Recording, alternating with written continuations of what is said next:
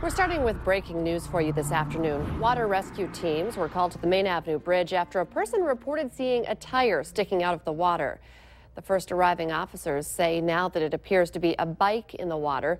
No word on whether or not any people were in the water. We do have a team on the scene, and of course we'll bring you the very latest as we get it.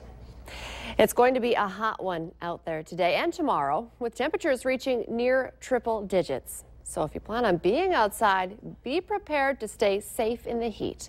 We want to go early today to meteorologist Robert Hahn for a first look at our weather. It's already hot out there. Yeah, already hot out there, warming well into the 80s in most locations. It's 87 already here in Fargo, also 87 over in Jamestown. You take a peek off toward the west, already in the 90s in Bismarck and Minot. We're going to see quite a few 90s as we head through the day today. Would not be surprised to see one or two locations hitting 100. Even if we don't reach the 100-degree point, our heat index value is already into the 90s. 92 degrees, your heat index in Fargo, 93 Valley City, Oaks, and Jamestown. And we're going to see heat index values flirting with 100 as we head through the latter portions of the day. And once again, tomorrow, maybe even hotter. Right now, no clouds out there, none anticipated, expecting a dry day, a hot day with dangerously hot temperatures. If you are spending lots of time outdoors, make sure you're drinking plenty of fluids and preferably water, and using plenty of sunscreen. A lot of green on the radar. That is just a little bit of interference with our radar. Tomorrow, we're going to have heat, but then late in the day, we're going to have a good chance for some showers and thunderstorms. Some of those may be severe. The best chance in the yellow there, in the slight risk. The main threats out of those storms will be some damaging winds and some damaging hail.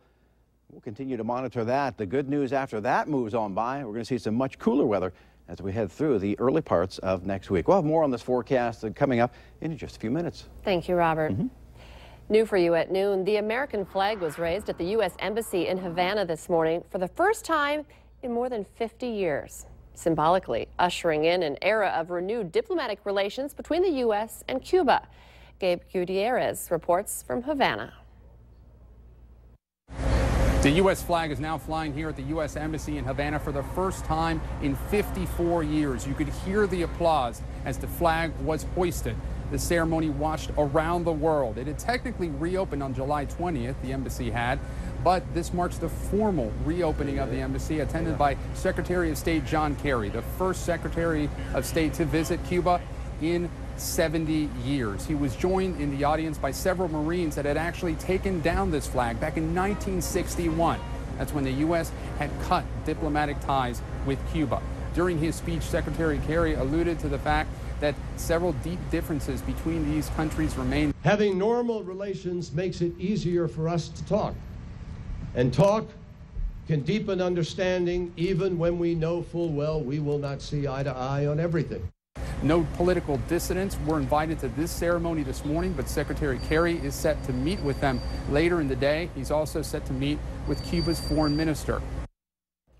In his speech, Secretary Kerry says that this day marks an historic change where the U.S. will no longer look at Cuba as enemies or rivals, but neighbors. Millions of families are sending their kids off to college in just a few weeks, and all across the country, there are concerns about campus safety. That ranges from everything like sexual assault to intoxicated students walking home. Here in Fargo, NDSU leaders are taking action to prevent crime in the dark, which campus police say is a whole different story. They took a walk with student leaders to point out overgrown bushes and dark parking lots, certain problems that they say can be fixed to help keep students safer and make the job easier for police. If your son or daughter is heading off to college where they'll be out on their own a lot of the time, make sure they know who to contact if they need help and the safe places on campus. An online battle seems to be brewing over Lutheran Social Services plans to bring more than 300 refugees to the valley by the end of September. First, there was a petition urging people to send a message to Cass County to stop the influx of people without having a vote. And now a second one's online supporting the organization called Bring More Refugees to Fargo.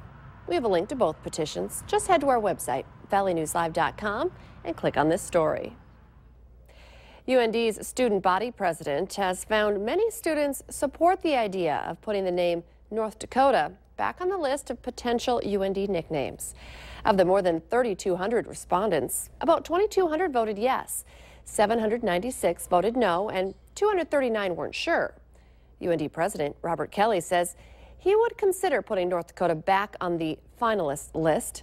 That list already includes the Fighting Hawks, Nodaks, North Stars, Rough Riders, and Sundogs. A Minnesota legislative group abruptly stopped working yesterday when it became clear it was no closer to an agreement with the governor on a special session to help Mille Lacs Lake resort owners. The panel co-chair says Governor Mark Dayton and his commissioners failed to provide a specific plan for assisting businesses hurt by the lake's declining walleye population, and that a fix will have to wait until the 2016 regular session. The governor wants zero-interest loans, property tax breaks, and expanded tourism promotion for the area. He says he's disappointed about delays for help for Mille Lacs businesses. Police in western North Dakota think there might be a busy bank robber on the loose.